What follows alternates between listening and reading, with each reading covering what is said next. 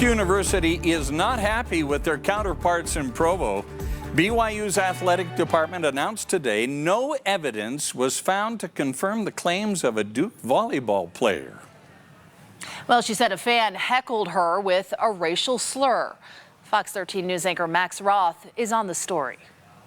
BYU says they could not find evidence to prove a fan shouted racial slurs, and Duke University clearly took offense. On August 27th, BYU's athletic director Tom Holmoe clearly took a side. At last night's game, there were some egregious and hurtful slurs that were directed at members of the Duke University women's volleyball team. That was after talking to Rachel Richardson. The sophomore volleyball player went on camera for ESPN last week. I've just seen it as an opportunity to raise awareness for the fact that racist incidents such as these, they still are happening. If you would have met her, you would have loved her. 2 weeks later, the BYU athletic department says we reviewed all available video and audio recordings from that game, and we also reached out to more than 50 individuals.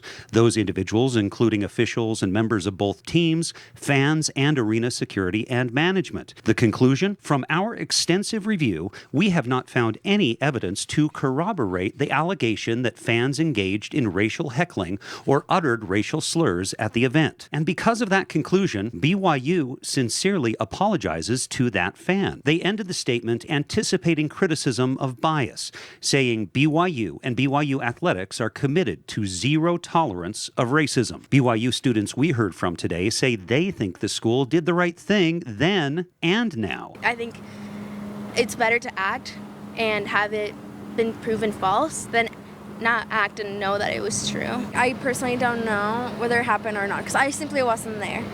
But if it did not happen, I would hope that they would be just. Duke University far less forgiving, clearly believing BYU is insulting the character of their student. The statement from athletic director Nina King: the 18 members of the Duke University volleyball team are exceptionally strong women who represent themselves, their families, and Duke University with the utmost integrity. We unequivocally stand with and champion them, especially when their character is called into question. Duke Athletics believes in respect, equality, and inclusiveness, and we do not tolerate hate and bias with the hashtag hate won't live here. We reached out to the Duke players' family and did not hear back. We received word, though, tonight from the University of South Carolina's volleyball coach who canceled games against the Y.